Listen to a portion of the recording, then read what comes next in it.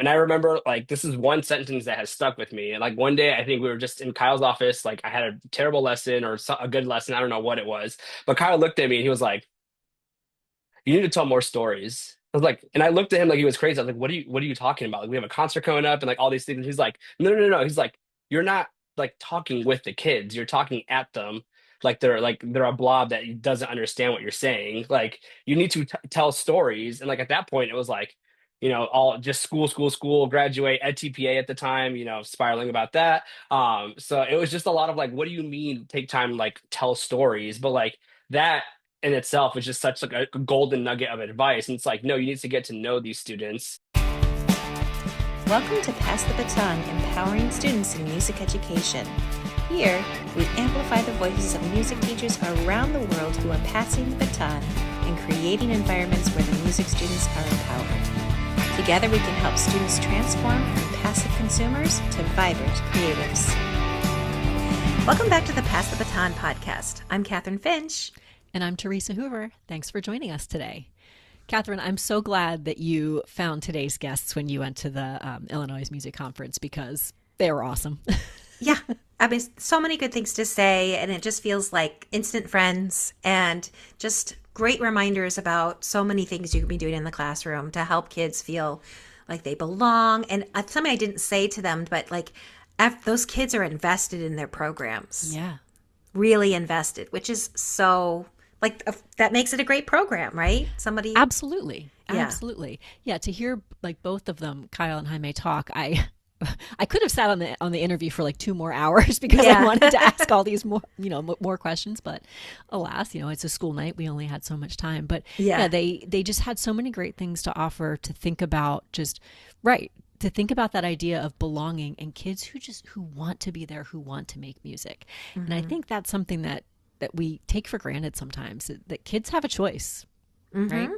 Especially when it gets to like, time to be in an ensemble in the upper grades and things like that. They have a choice of where they want to spend their time. And when you're cultivating this space that the kids want to be, that's mm-hmm. really, really special. Before we get to today's interview, if you're ready to make powerful shifts towards student-centered teaching, explore the Pass the Baton Coffee Club. Members get an exclusive deeper dive audio extra and a Reflect and Act PDF download after every episode, plus access to our full resource library. For more personal support, our premium tier offers direct access to Kathryn and Theresa in a private Voxer group. Visit buymeacoffee.com/passthebaton to learn more and join.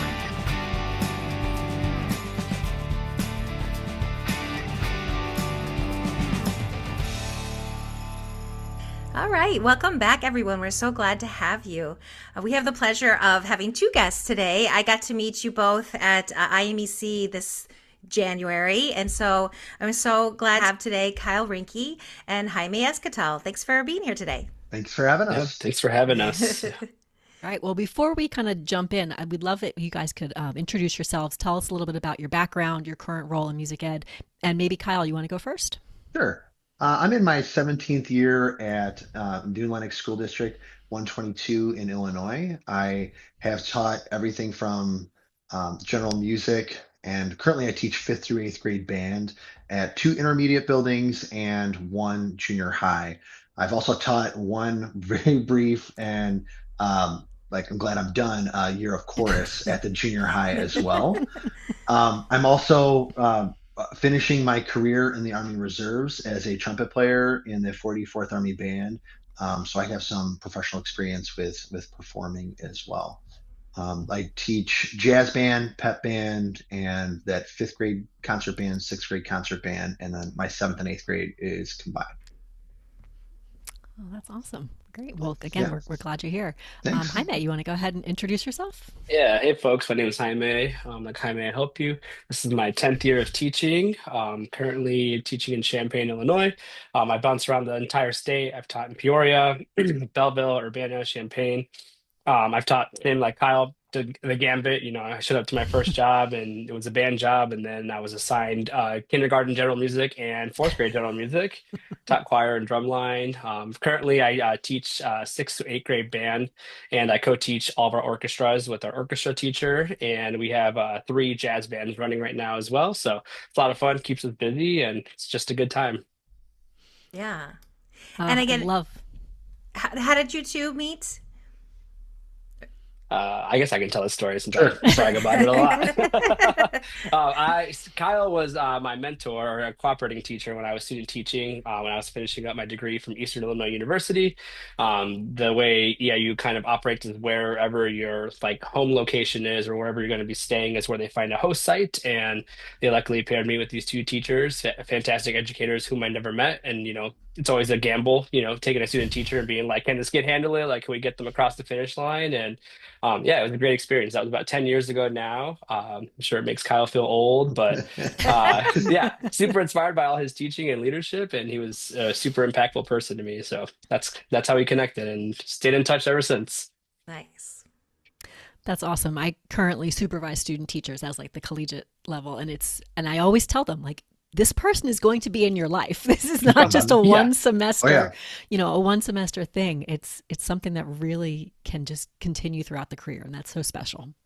I think that's been really cool. What our relationship has been. I've had other student teachers who've been, as soon as it was kind of transactional. As soon as we were done, we didn't talk anymore after that. But Jaime has continued to reach out and ask for advice, and it's not like Hmm. I'm telling him what to do. We workshop things together, and hey, what do you think of Hmm. this idea? And then it also changes how I think about things. It's like, that's a really good idea, and let's see how we can make that better. So I really appreciate that, and this isn't like we talk like once a week or anything like that, but it's Yeah. just it's nice to have that contact. Yeah. Hmm. Yeah. Well, I like I said, I got to meet you in January and I got to attend your session, and it was a very, very well attended session, which was awesome to have people, a lot of people there and interested in student centered learning, and just that focus on student agency. So, can we just maybe start with like maybe like why you started to go down that path of the learner centered idea and student agency, why that's important in your program? Yeah, I've had this conversation with quite a few people, and um, I'm a trumpet player, and I have a lot of stereotypical trumpet player traits. And when I first started, like you're laughing, but we all know it's true. Yeah. I sought out competitions. I sought out excellence in my students, and we had chair placements, we had challenges, we had lots of those same things that I think I grew up with in like the late 90s. And it was something that I'm like, okay, this is what motivated me. So this is what's going to motivate everybody else. And I sought out, Illinois has a competition. There's only one real competition where they assign scores, and it's like the super state competition. And I wanted to Hmm. like make recordings of these things. And I tried it for a while, and I didn't get the kind of buy-in from the students. I didn't see the excitement, and I didn't really understand why. And it was at an ILMEA event, where I sat next to a senior teacher. He's retired now, and I've seen him at Midwest. He had his band play at Midwest, and I'm like, wow, this is the guy. And I started talking to him, and he's like, yeah, I did that once. We made it, and the kids didn't care. They didn't understand what what the gravity of the situation was, and we worked on the same three songs for another month, and they just didn't care. And now we go Hmm. on a trip that same weekend every year. And I was like, man, but how do these other groups do it? And he's like, well, who makes it? And he said, and he kind of turned me on to like, it's the same groups that make it every year. And there's a reason that the same groups make it every year. And it's because they might have the resources or the time Hmm. or the parent involvement. And I've come to realize over the years that in the K through 8 or whatever, junior high, we have wildly different exposure times to students. And it seems like that at the high school level, everybody pretty much has the same amount of contact time. And I'm at three different buildings. I get to see kids for 30 minutes for a small group lesson. And then I have our after school rehearsals for either 2 or 3 hours, depending if they're fifth or sixth grade. And then the junior high is a class. And there's so many more opportunities for kids to do other things. And what is the most important thing? And that's where I kind of started shifting. Okay, well, I'm not going to have chairs anymore. I'm tired of not hearing the third clarinet part. I'm tired of not hearing the third trumpet part. So now I put my kids into ability groups, and there's going to be some kid who's just there for fun and doesn't practice and may or may not know what the names of his notes are, along with probably my best student. And they're in the same group. And they're going to get parts that they can play, and they're going to get parts that are probably above their ability level, but they're going to have that eighth grader there to help them along the way. And now I do hear third parts, and they change for every single piece of music. So now not only does my band sound better, but we have students that don't feel like, oh, I'm last. And they have that realization like, right, what's the point of practicing if I'm last? And I think we've gotten rid of that. So that was like my biggest start to where I'm at now. Just having that realization that, you know what, going to contest is great. And it helps explain how good our program is to parents that are stereotypically sports parents, and they want to see a trophy. Because I've been to the places where we've gone, and we've gone just for comments, and you get a little plaque, and then the parents are like, well, how did we do? And I'm like, well, you heard us, right? That sounded great. And they're like, yeah, but how did we do? And they want a number, they want something assigned to it. So I do think there's some value in that, but my expectation and my goal changed when I stopped chasing what what I thought was important at the beginning. Yeah. It's so funny that we feel this need to put a number on music. Yeah. but Yeah. but it's like that's what people can listen to. They can see it. They go, oh well, it's a this, it's an excellent, it's a one, it's a whatever you call it. But yet, Hmm. why can't we listen to it and say like, oh, that moved me. Yep. That was Yeah, good. I mean, Yeah. that's part of like educating our audience too.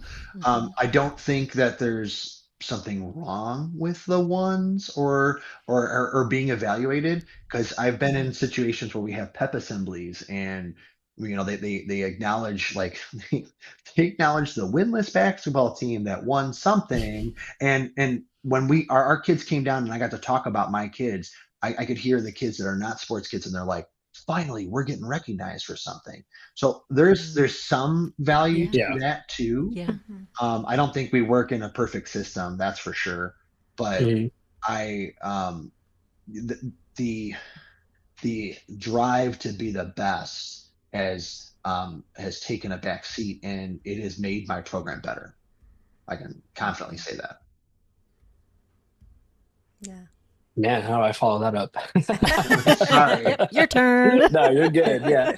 I think for me, I mean, I've talked about this in the IMEC presentation, but like I had just such a profound experience student teaching with Kyle because I kind of got to reap the benefits of like him shifting the program away from this like competitive base and like, sort of like more of an old school model, if you want to categorize it. And he was like doing these great projects with these kids. And I was able to just kind of be an outside observer, seeing his program kind of morph and meld into this place of like belonging. And like those students like cared, they cared for each other. They knew that they mattered. They knew that their voice was heard. They knew that the stuff that they were doing had an impact. And like all those lessons are just like things that you don't teach it. It just kind of happens and it like bubbles out of nowhere. And seeing that when I was student teaching with Kyle, I was like, man, like this guy's incredible. Like I'll never catch up to him.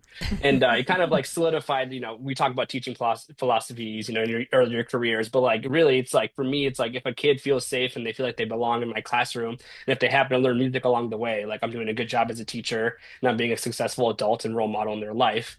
Um, even more so, I would say post COVID, like just like that need for connection and belonging is like still Hmm. just so present and prevalent, especially in the students who are like, they're maybe in their fourth or fifth grades right now and they had those early developmental years online. They're just lacking those people skills. And we're lucky that we kind of get to create a community within our community. And I think that's, I've been inspired by a lot of my friends who teach in small rural towns because they are like Hmm. the community hub. Like that is the place where they meet, and I think a lot of folks across the state don't realize like how impactful their programs can be. Like you're one kid signing up for a solo and ensemble and contests and signing up for jazz band, doing all these things because they want to feel like they belong and they feel like that's where they want to be. They want to see all their friends.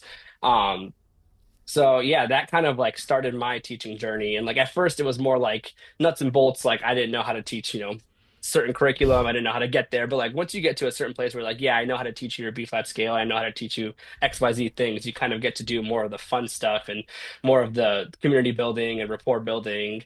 And then yeah, that's like my mantra. If you feel like you matter and you belong, like I'm doing a good job as an adult and role model for you. And if you learn music along the way, like woohoo, it's a bonus. Hmm. Yeah. There's so many things that I'm thinking about as you're talking. I guess my first question is, so for you, Jaime, you're here, you're a college student, you're very much in this like music major mindset, and then you go Yeah. into Kyle's classroom. Did it seem like, oh, this is different? Like how what was that like? Because as you mentioned, like that's not necessarily what a lot of us grew up with and how what we Yeah. experience. And it's definitely not what we experience in like our college ensembles. How did that feel as a student teacher? Yeah, when I was teaching with Kyle, it felt a little like it did feel different, but it didn't feel wrong or misplaced. And that was the nice thing. It Hmm. was like, oh, like I've never seen this in like my experiences. Like I'm really excited to see what it's about. And I remember like this is one sentence that has stuck with me. And like one day, I think we were just in Kyle's office. Like I had a terrible lesson or a good lesson. I don't know what it was, but Kyle looked at me and he was like, you need to tell more stories. I was like, and I looked at him like he was crazy. I was like, what are you talking about? Like, we have a concert coming up and like all these things. And he's like, no, no, no, no. He's like, you're not like talking with the kids. You're talking at them like they're a blob that doesn't understand what you're saying. Like you need to tell stories. And like at that point, it was like, all just school, school, school, graduate, ed TPA at the time, spiraling about that. Mm-hmm. So it was just a lot of like, what do you mean take time, like tell stories? But like that in itself is just such like a golden nugget of advice. And it's like, no, you need to get to know these students and interact with these kids and make them feel that you're also part of this community, that you're here for a couple of weeks because you're going to leave eventually, but they're still going to remember the impact that you had. So yeah, Kyle was brilliant, and like all the things that he was doing, I was like, yep, stealing this, stealing this, stealing this, and definitely been applying it the next 10 years of my teaching career. And yeah, it's been fantastic. So it didn't feel misplaced at all. It felt more welcoming and more like, huh, like was my experience growing up similar to this or was it very different? And do I want to, create and foster that for my students? And the answer is obviously yes, because it's so impactful. Like those students will remember so much about Kyle's class. Like I can't stop raving about him. He's given me way too much credit. I was really trying to figure it out as we went along, and Mm-hmm. Jaime was there to bounce ideas off of, and Hmm. Yeah. he happened to be there when I had like my first kind of like bigger connection to a piece of music. So um, yeah, I think it's really funny because I don't remember a lot of that too. When he says that, I Yeah. remember telling him that I don't remember him telling him that he needs to tell more stories, but it it definitely sounds like something that I would say. Yeah. Well, but that also goes back to like what I feel like we talk about every episode in some way. It's the relationships, Oh yeah. right? Mhm. It's the relationship that we have with the students, that they have with each other. It's all of that. Like I remember there was such a time in my career where that. Do you remember the idea of the pin drop quiet rehearsal, where that was like that? Mm, Right. mm. And I remember just like wanting that so badly. And now, like, no, start Yeah, talking. I yeah. mean, obviously, not when I'm giving instructions, but I want the students interacting with each other because they need to have those relationships. You need to feel comfortable with the people surrounding you so you can take those risks and make those mistakes and just have fun. Yeah, we just had that conversation today. I had my fifth graders after school, and I go, guys, I'm a trumpet player. I sat in the back. I had conversations during rehearsal, but you have to know when to do it. So if I'm like talking about you and like I'm talking to the trumpet section, that's not a great time to have a conversation. So they like smile, they're like, okay, yeah, yeah, you're right. And you talk right then. Yeah. Yeah. Yeah. So it's like just building in those opportunities for them Mm. to talk. But yeah, Yeah. it's hmm Oh yeah. it's a good way to think about it. Speaking of talking, so I do a question of the day every day with the class, and it Nice. starts off the school year with just like random facts, like things that you do, hobbies that you have, to like, how do you handle a friend who's talking bad about you? And like, so eventually it like kind of, Mm. evolves into like this SEL thing. And like, it's funny putting that label on it because I'm like, no, like some of these kids really will never ask an adult how to manage these relationships. But my eighth grade students specifically, they were like, Mr. E, this is the only class like where we get to talk to each other. Ah. And I looked, and I was like, what do you mean? I was like, we're playing instruments for like 90% of the time. They're like, yeah, but like, I look forward to your question of the day every day because like I get to hear other people's opinions and it makes me feel like closer to my friends in this class. And I was just Wow. like that, like to me, that was like that is crazy. They're just like making an intentional space for them to talk to each other, Yeah. to interact, to work together means so much. And it's probably not that they're not doing it in other classes, but maybe it just feels more like school centered talking as opposed to just like, what do you think about chocolate? Like, what's the best chocolate? What's the best type of potato, or the form of potato and how it should be cooked? Like weird questions like that, that just, get the kids talking to each other and get the kids to break out of their shell. So yeah, it was kind of like eye opening when they were like, this is the only class we talk to each other. And I was like, you're doing this like for 45 minutes. What are you talking about? And I think it's also really valuable to give them that opportunity. And if they know that they have that time to talk to each other, it makes your the other parts of your rehearsal so much more productive. Like Mm-hmm. I don't have that Yeah. as part of my day to day, but I have like pep band, and I don't care during pep band if you have your cell phone or not. I will literally even say, okay, there's 15 seconds left. Everybody put their phones down, and they're all talking and they're sitting wherever they want to sit. And then I also do like an eighth grade lunch. Like lunch and study hall are either back to back. They could either have one first or the other. It doesn't really matter. But they can come to the band room on Fridays, and only eighth graders get to do that.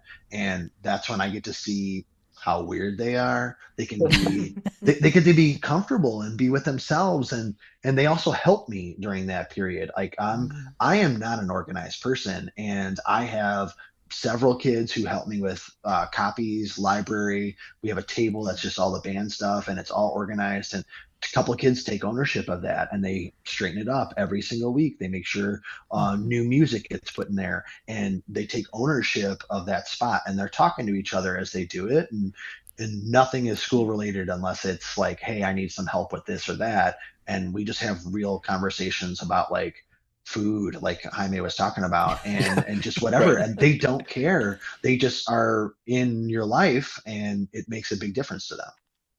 Mhm. Yeah. And it probably makes a difference musically too, Oh right? yeah. Because Yeah, well, that's what I'm saying. Yeah. Like they know that that's their Mhm. time to talk. So when it's time for Yeah. rehearsal, let's button it down a little bit. hmm Because yeah, they have the respect for you. They have just that relationship. They want to be there. I mean, clearly they want to be there. They're coming there during their lunchtime, right? And they're Oh doing yeah. so. That's the kind of thing that we want. Oh yeah. Yeah. So, what are some other what are some other little things that you've done that are different that think about the student agency? Jaime, you mentioned like the question of the day. So we've hmm got kids coming in at lunch. Like, what are some other little things that happen in the classroom? Yeah, so one example that I used in the presentation is like I was like pretty closely related to like all like I forget like the student development, like orientation side of things. Like I worked in like new Mm. student programs and stuff like that, and like residential life and housing. I was like working those jobs in undergrad. But like Tuckman's like group development theory was just like something that's always like circulated. If you guys haven't heard about it, definitely look it up. Your all your music classes kind of go through this thing where like they form a group and then after a while the group kind of storms and then the group after a while they kind of norm and they figure out who's doing what and like what each other's roles are and then like eventually there's like an adjourning phase as well like when they're like graduating and leaving but like I intentionally do like group activities if I know I'm doing a musical group activity so for example I have them build like spaghetti and marshmallow towers to see who can build the largest tower with like tape and spaghetti and Hmm. marshmallows and I put them in random groups that I think are like kids who don't really talk to each other, and they're tasked with Hmm. like introducing introducing themselves, like, what classes they take, if they don't know each other at that point, and getting them to just work on this weird project that doesn't have anything to do with music. And a lot of the times, like, I'll see the groups who are like starting to like get mad at each other, and like secretly, I'm like, yes, it's happening. Like, here we go. And I'm over there, and I kind of like steer the shit back and like get them to like listen to each other and be like, hey, like this person just has a lot of opinions, but they don't care, and like getting their feelings out and heard and voices heard. And that way, it kind of just like makes them all work together in like a non-musical setting. So when we do rehearsals or we do like a chamber unit, they're already like, oh yeah, we've worked with each other, like we know these kind of things, and we know how how the other person operates and stuff like that. So, yeah, that's just one thing I've introduced, and like it's helped facilitate like larger group projects that we do. During my master's, I did like a creativity project where students they were narrating parts of a comic book and then adding all the background music on a DAW and Cool. like recording like different sound effects and stuff. So like I did that whole spaghetti thing, and, like talked about team building and all these Hmm. things. And when they got to the actual music project, they were like, "Oh yeah, we can be like civil, cordial human beings with each other. As we're not going to be your stereotypical middle schooler and scream at each other because this person wanted to record the bluefish part." Like, so Hmm. that's just one thing. And I think it also just gives them a chance to be kids and like not worry Yeah. about the school thing. Like they always remember the non-school thing when it comes to school. Like, they're like, oh yeah, we did this one day and like we got to play video games and it was so cool. And it's like, all right, this big old project I threw for you doesn't matter, but like you got to play video games. Like, thumbs up. Glad you Yeah. remember that. But yeah, it just kind of helps facilitate that. So that's one crazy thing that I do, and Yeah. it's worked for me. So But I people want think to that's steal it, kind of feel free. emphasizing it's like that's bringing to light the fact that yes, you're the teacher, you're the director, whatever title we have for ourselves, but yet it's the students working together that's also really important. It's not a Hmm. matter of me saying, okay, here's what you do, you follow my directions. They Yeah. have to be able to work together Yep. in small groups, in an ensemble, in whatever situation, and that's not always the way that ensembles function, right? So I Yeah. think the way that you're describing that makes a lot of sense. I like to take in my class, I do a like a more of a leadership kind of role. I have a very highly structured way of rehearsal. We have 39 minutes. I have a timer up for when they need to be in their seats, ready to go with whatever the warm up is. And we do the habits book for middle schoolers Mm. on Mondays and Wednesdays. And that's pretty structured. We do a Remington exercise, and then we're going to do some scalar stuff Mhm. based on what keys we're playing in that day. And they have to do this exercise, and it has either a 1 or 2 octave scale, scales and thirds, an arpeggio, and the chromatic scale. And by second trimester, I'm asking eighth graders to run that because it is just the metronome is running. And as the Mm. metronome is running, they can just say, here's the next thing. Okay. They wait for everybody to get it up. 1, 2, ready, go. And they're the ones that are leading that. They don't have to conduct, they just have to tell them what we're doing and get them started. And it's like a big, like, I never put an emphasis on this, but there's a big emphasis if like I ask them, because I don't plan it out ahead of time. I see an eighth grader coming into that and I go, hey, you want to start? You want to do warm ups today? And they're like, oh yes, let me do that. And they feel like it's a big honor, and it's like you're really just standing there and just changing the metronome. But they love it. And it's great because it allows them to be a leader. I don't tell anybody to applaud afterwards, and they always just like tell the person who did it. They like, nice job. All right, cool, cool, cool. Or they're Oh, talking to their That's cool. friends and they're like, hey, you did a really nice job. And it's like, okay, great. And then it also allows me, it frees me up to walk around the room and go over technique, Yes. adjust posture, hand position, things like that, check in on some kids. And like if you do go to contests, they're going to be nervous, and there are Hmm. several kids who, when I walk by, all of a sudden they sit up nice and straight, and they you can see that they get nervous, and it's like this is healthy, this is the environment, this is a good thing that happens that way.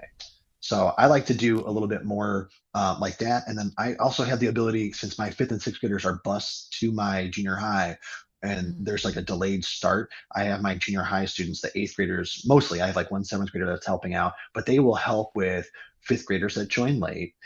Somebody who switched an instrument. Nice. My clarinet Hmm. switched to saxophone in sixth grade if they want to. And then I'll have like my office, there's a library room, and like a couple other spaces that are like right off of the band room where they can kind of get a chance to give like a one-on-one lesson. And then I'll give tips afterwards. And then it's like a younger person teaching these kids and not like, Mm-hmm. me. And it's like that same thing. Like, why do we bring clinicians in? We got to hear the same thing from a different person. And they don't need much direction, the eighth graders, because we're talking about the first six notes, and Right. they remember what that's like. They can tell you to Hmm. blow faster air. They can show you how to Mm-hmm. count.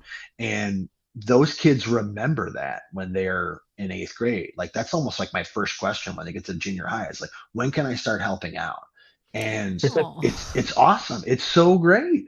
And I have, like, with my fifth and sixth graders, there's probably, like, today I had seven kids that were staying after. And if there's not a space for them, they just sit next to the kids. Like, I have a Mm-hmm. couple of like confidence issues in my low brass section. So, well, I gotta have this female that can play trombone really well. Well, I'm going to put her right next to the two female trombone players that I have.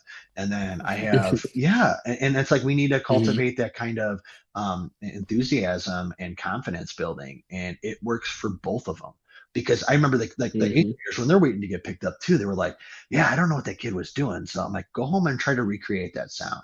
And then they do. And then they're like, okay, so I figured out what it was. I can't wait to tell them like the next day. And it's That's really cool awesome. because then they're better too, because they're starting to think about the way that they play, the way that their embouchure is, and ways to improve it. So I think it Yep. works on many different levels, for at least for me, that way. I'm not as creative as Jaime is, so mine's more structured around the music, but I like hearing his ideas, and like, that's really cool. Well, but that's also, it's everything that we talk about here on this podcast. You're telling us what's working for you, and that way Right. Hmm. someone else listening can go, okay, I could do that with this little twist on it, and I could. Mm-hmm. So it's going to be different in every situation. There's no cookie cutter way to do this. Right. Yeah. It's I think what we had works for you, the teacher, what works for the students, for the community. Yeah. Yeah, I think we had the best last bullet point on our presentation. It was like all of these things take time. It was like the last thing we Yes. left the audience with. We're like, these things take time and they will not work for everybody. And the whole Yeah. room was like, yes, yes. Like that was like the funniest thing. I was like, yeah, guys, like this works for us, great, but like you cannot do this in 1 year. Like you're a Oh, superstar if you can, but like take it easy. And I Yeah. think also just, realizing that same thing for your students too is like it takes time and like Hmm. reminding them that, especially with Gen Alpha that we're teaching that like not everything is instantaneous. Like these things take Hmm. grit. You're gonna fail. The mistakes are okay. Like I'm teaching lessons to a new clarinet player, and I'm like, "Hey, squeaks are normal. I love squeaking. Like if you squeak, you're using lots of good air. So it's so those just those little things. But like these younger students, I say they're just like so used to just like quitting and giving up if they're not automatically good at it. So I like to Hmm. remind them like, hey, if you were good at what you did, I would not have a job. Like you're supposed to be making mistakes, and you're supposed to not sound the best right away. So it's totally cool. hmm. Yeah. But what you're saying is so true. Like we have to take this in baby steps, right? It's Hmm. got to be a little step at a time, both for us and for the kids. Because if we go in Hmm. tomorrow and do everything completely differently, they're gonna all little heads are gonna explode, Oh, right? yeah. You know, so that's just something that I think we all have to keep in mind as we do it. And I'm sure, just like Kathryn and I, there's been things that you've tried and you're like, well, that didn't work, Oh, yeah. Yep. Hmm. And it's either like, okay, how can I try it differently tomorrow, or do we just put that away and not talk about it again? Like, right?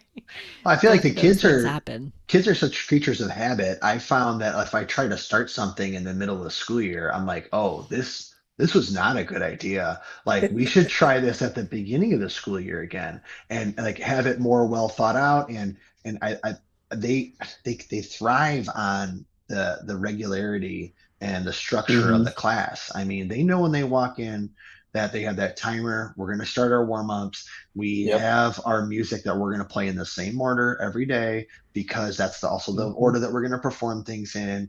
And I also even clue my kids in on the rehearsal schedule. I think we always put a rehearsal schedule in our head. I know what I'm going to be doing by this time. And I've had feedback from students. They're like, well, this piece of music was really hard. But when you broke it up and then you said, well, this week we're only going to deal with this 16 measures, it made it seem way more attainable because I only had to practice these 16 measures for this week. And it made it Yeah. a lot easier for them. So anytime I've had a new idea, I've always had to like pump the brakes. That was a great idea in the middle of the school year. How can I implement that at the beginning of the next school year? And I think that Hmm. has made it way less frustrating for me and way more successful for the kids. Yeah. Yeah. So something I think that we've been talking so much about student agency, but maybe not hitting directly on like how you necessarily intentionally put that in the, I guess, in the actual music part of your day. So like I Mm. hear you saying, Kyle, that like, you know, you heard the feedback and so then you were able to make the, you know, keep up with the schedule so that they could see kind of that helped them to know I only have to do these 16 measures. Like are there other, or how do you collect their voices within your time with them? Like at the end of each concert cycle, we could do like a Google form and just Mm-hmm. ask them, hey, what did you like best about this? Okay, what do you think we could improve upon? If you include them in what we're doing, then well, one, they'll surprise you with really good ideas. And Oh and yeah. and Hmm. two, they'll reinforce some things that you're thinking about, and you're like, well, I don't know if this is really what was that worth the time or was this not? And they will tell you like because they're honest and you build these Hmm. relationships. I have them for 4 years from fifth through eighth grade, and they'll tell me if something's working or if something's not, or hey, can we do more of this or that. That's the way it works. Or I like to ask a lot of questions. I like to ask questions not in the whole band setting, but I'll pull kids aside and they will Mm-hmm. tell me the truth. I mean, it doesn't matter if it's like about something that happened on a bus ride or if, hey, what do you think about this piece of music? They will tell you, yeah, I like this or yeah, I don't.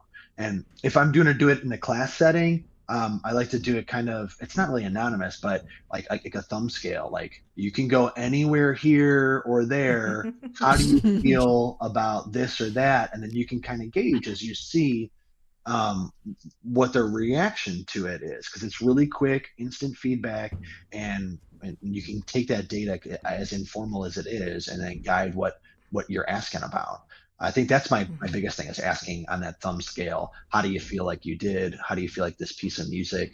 And I'll do that with a piece of music. We're playing a really technical piece of music right now, and I'm like, okay, let's listen to it. And they saw it, and then everybody was like, no, this sucks. I hate this. And now we're gonna have a clinic tomorrow, and I asked them today, and everybody was like, this is pretty good. I like this. You know, some of the better kids are a little bit tired of it, but uh, but the growth in their appreciation for it and their ability to play it has grown leaps and bounds, and it was really nice and reaffirming to see that they're liking what we're doing with that. So um, yeah, I feel like asking those questions, you're never going to find out if you don't ask. So you got to Mm-hmm. find the way that Yes. works for you.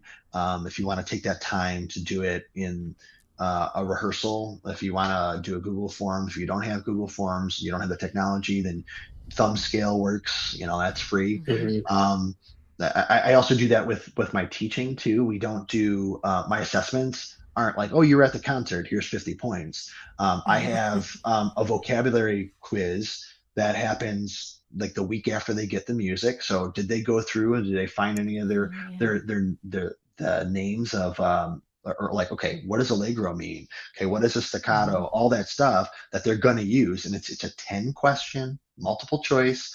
I use the program Plickers, which is like Mm-hmm. Hmm. everybody's got their own QR code and they can turn it. Yeah. And when we do our end of the concert assessment, I will show them like a little graph. Hey, this because it's right on there and it gives you all the stuff right away.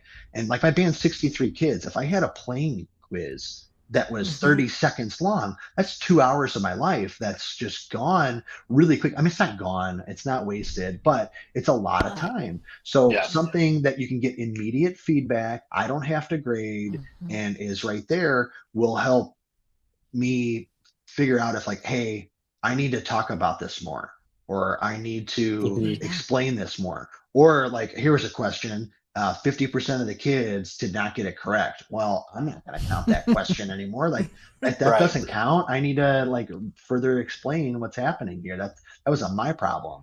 So any way you can gather that data quickly, I think that's the biggest thing. Can we gather it quickly and efficiently and have it not impact your rehearsal schedule? Mm-hmm. Yeah. Yeah, I think for me with like the student agency part, it's like a lot of the thinking just stem from like how can I get all these millions of questions answered and things that they need in a way that they don't have to interrupt me all the time. So luckily for me, all my classes are co-taught. So my orchestra counterpart is in there. So when we do have playing tests, they're like, shoot, they are shuffling over and they're all throughout the week.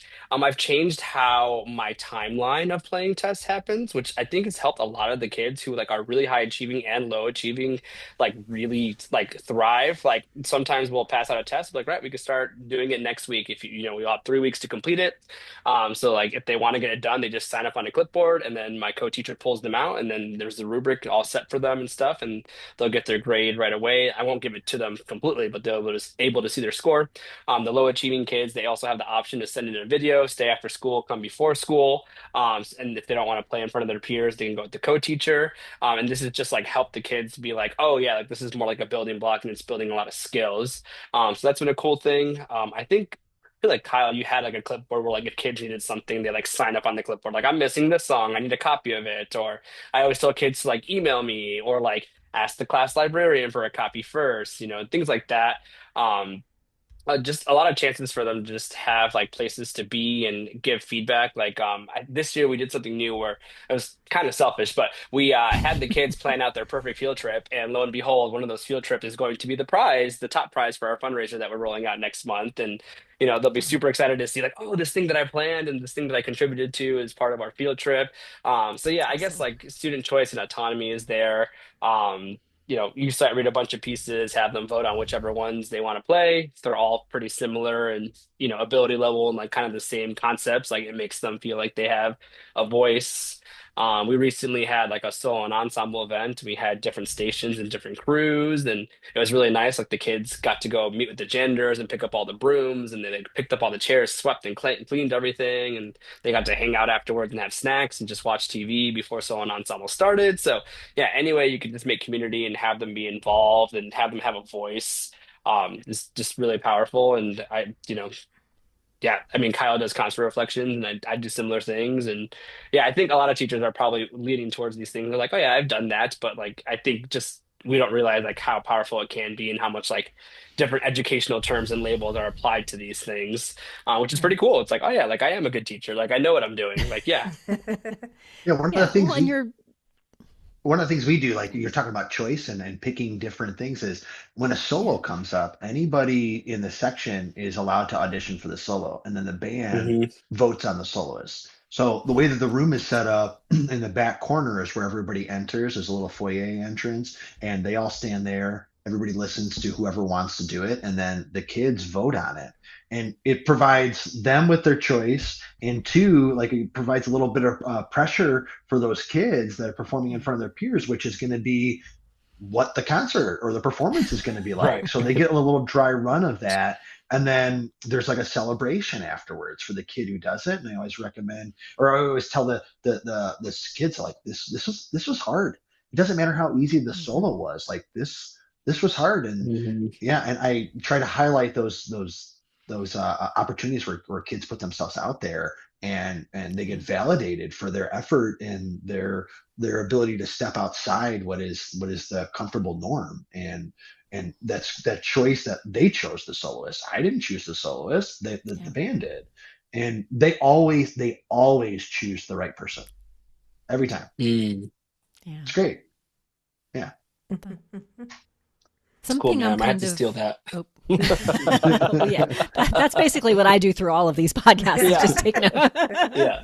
take Like, notes, all the do things I they see steal. the students, No, Kyle, or is it no, like it's kind of blind. it's like it's Yep. blind? It's Okay, blind. cool. They're all Yeah. facing me, and then that person is all the way in the back. So they get Yeah. a chance, and I count them off. Okay, one, two, ready, and Yeah. then so I give them the tempo, and I start them off. So it's nothing like they just don't just play it, but we do it that Right. Yeah. way, and I encourage students to take notes, and way more students than you'd think are like taking notes, and Huh. they decide what the order is going to be back there, so they can't tell their friends I'm going to go first or whatever. I always see a lot of rock paper scissors in Yeah. the back, and who's going to go first, second, Yeah. whatever, and it always goes well because Yeah. they pick the right kid for it each time, or if it's really close, then I'll highlight the difference between the two, and I'll pull those kids aside and be like, hey, I just really think that your tone works really well here. Or if like we've had some of flex arrangements where there's multiple instruments that could do the solo, and it was like saxophone kid, it's like it just didn't fit your instrument, and I'm like, you played it the best out of Mm, everybody, but like it, and they're like, yeah, I think so too. So like you get them Mm. to agree with that, and that was really cool because they're the ones picking it. There's Yeah. not a thing that goes that there's no bad blood because the band picked. That's the other thing too. That yeah, like they just have to go Yeah. with it because all their peers made the choice. yeah. Sorry, I didn't mean to cut you off, Teresa. No, no, no, no. It's like it's good because you're describing this, and I think it's just making it even more realistic how we can try it. Hmm. Um, so I guess my question is for our listeners. One of the let me backtrack for a second. When we wrote Pass the Baton, we had end of each chapter had a list of things to try tomorrow, and the idea was that it was like a bite-sized something that you could do truly the next day in your classroom. Like it wasn't something huge that you had to implement. So we've been trying to ask our guests the same things. What is something that you think listeners could try tomorrow that is something that you think is a good first step? You want to go first, You Jaime? get a Sure. Yeah. I think you can, for me, it's always like having that intentional conversation time with your students is something you can have with them. Like just give them 5 minutes, mm-hmm. stop the piece, just ask them what they think. And it could be music or non-music related. Like I talked about my quote of the day, or you can have it, be a question of the day. You can have it be a quote of the day, a meme of the day, a picture of the day, like whatever, anything that gets them to start talking to each other. And then you'll kind of just see the shift in the rehearsal. Yeah, just that talking conversation piece. Love it. I Love think it. for me it would be like if you have a warm up that you do, and if you don't have a structured warm up, I would encourage you to have a structured warm up so that kids know Mm. how to start each day. Is to empower them to do that. I being able to walk around the room while somebody else does warm ups has been like change, Mhm. like very big change for them and just their confidence in what they're doing. And then I didn't realize, for me, it was like, oh my God, my trumpets have the worst posture. Their hand position is awful. How can I be a trumpet player and have this many kids who have like their pinkies in there? And it's just like, this is awful. And it allowed me to go around there and very quietly make these corrections. They're not self-conscious because they either know that I'm coming around, or if I'm making a correction, it's not in front of everybody. And you see everybody sit back up, their hands look the right way. I think that's the first step in starting. For me, it was the first step in getting the students to take more ownership of the room, and how to get them to do more for their own community. Like one phrase that always sticks with me is only do the things that only you can do. Because I could set up the Mhm. chairs every day, and that'd be great, and it would be perfect, and everybody would be like facing the right way, and the stand height would be perfect. But you know what, it really doesn't change that much. Or if you ask them to make the correction themselves, they're good to go. And I'm concerning myself way less on those minor details that are not as important to the community environment that I'm trying to create in this room. I tell the kids, like, this is a safe place. This is the place where you can be weird. This is the place where you can be you. And we get more authenticity from that. They are Mhm. giving the honest feedback that you want, and it allows you to want to do more. Like at the end of our presentation, when I was talking about a lot of these different projects that we've been doing to connect the music more on a personal level, and to connect the music more to society or whatever, or whatever the thing is. And they buy into that more when they have Hmm. ownership of their room and this is their space. Like I talked, I used the word intrinsic motivator with like my fifth graders. Like, how did that feel? And they're like, Yeah. that felt great. I was terrible at those five notes. And 30 seconds later, I feel really good. And I go, that's an Yeah. intrinsic motivator. That's in here. Like if I offered you a piece of candy, that might be great for right then, but like you feel this. Like this is inside. And I feel like we're trying to do that with students and this transfers to other parts of their life. Like parents are asking like, well, marching band's like a really big commitment. And I'm like, yeah, but they like learn how to work hard. They learn how Mm-hmm. to like be a member Hmm. of a group. They learn how to be accountable for themselves. Like this is all things that you're going to use in life. It's not just Yeah. the instrument. It's not just the notes. It's more than that. And I think that's like that's that change that we were talking about earlier. Like, how did I go from wanting to be somebody who's like whose band, like my band scores? It's like, no, Mm-hmm. that's not it anymore. Yeah. It's I want to create good people who want to come back and when I start seeing students come to our concerts, like former students come to our concerts, I'm like, what are you doing? Like, don't you have like homework? And they're like, we wanted to come hear the concert. And I'm like, Oh. that's really cool. Like, and then Yeah. they're staying late by putting chairs up, and it's like, okay, this is new, and Yeah. it's really neat to see, and I think that's that change that you're striving for. How do you create that community environment? And it Mm-hmm. does start with those little steps. How Mm-hmm. to And give them some that's leadership ability. mm-hmm. That's the stuff that sticks, Yeah, right? Yeah. We talk about we don't need them all to become professional no, musicians, but we want that to Nope. stick. So if they're on the school board someday and they're talking about cutting music, they go, no, like that Right. can't happen. Or, if they're a parent and their kid wants to play an instrument, they can encourage it. Things like that. Like when they have those feelings and they remember those feelings, that's what Hmm. helps music keep going. oh yeah, Yeah. oh yeah. Well, this has been so wonderful. Thank you, you two, for being there with us tonight. How can people connect with you if they want Yeah. to learn more about what you're doing? Do you want to start, Kyle? Sure. My email address is KRINKE, so Krinke at nlsd122.org. So it's krinke at New Lenox School District 122.org. I put that out there at our presentation, and I've gotten some nice emails. I would love to collaborate and bounce ideas off of because I think that's the biggest thing. Like those different projects that we were talking about at the end that take a lot more work and get kids to connect a lot more. They've come from collaborating, and it wasn't like just me or just Jaime or whatever. I start like, hey, I have this idea, and then I start talking to other teachers outside of Hmm. music, and then these Yeah. ideas start bouncing back and forth. So like I don't have a process, I don't have a whatever. It's really cool to hear ideas from other people, and then you're like, well, what have you thought about this? Or have you thought about that? So collaborating, that'd be something that I would be very interested in doing and would encourage anybody. If it's not with us, then collaborate with somebody else because ideas don't come from one person. They come from a community of people. Yeah. Great. Thank you. We'll make sure we put that in the Yeah. show notes. Yeah. Right. Yeah. If folks want to connect with me, I'm at Champaign. I'm in, sorry, Unit 4 schools in Champaign, Illinois. I'm at Franklin STEAM Academy. So my email is my last name minus the L. So it's ESCATE. And then my first two initials, JA at u4sd.org. And yeah, I'm in the same boat as Kyle, with collaborating. I'm very into like finding solutions that are not musical related, but like end up being musical related. One example is I had a new student from Korea who just moved in, speaks very little English, and I set her up with private lessons with me, so I'm using Google Translate to work between and try to get some things going. And I asked her what was frustrating about school, and she said lunch because they have to sit by their classmates as opposed to like people they could speak to and their friends.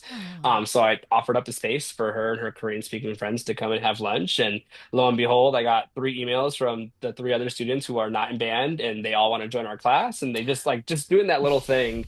Like, oh, it's like, oh, here's a community building moment. Like, yeah, like those little things in your building where you have like an idea and you're like, I think I can do this. I'm like, yes, let's go for it. Let's rock the boat.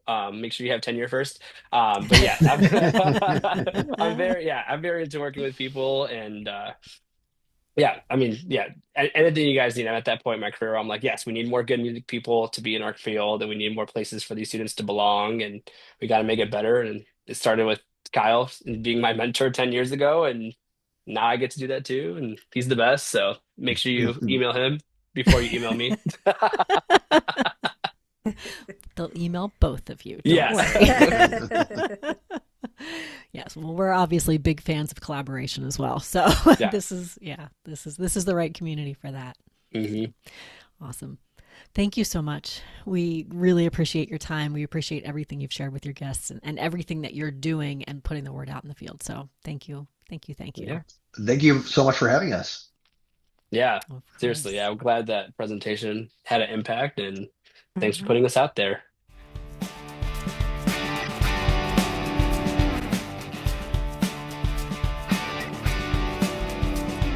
Thanks for joining us.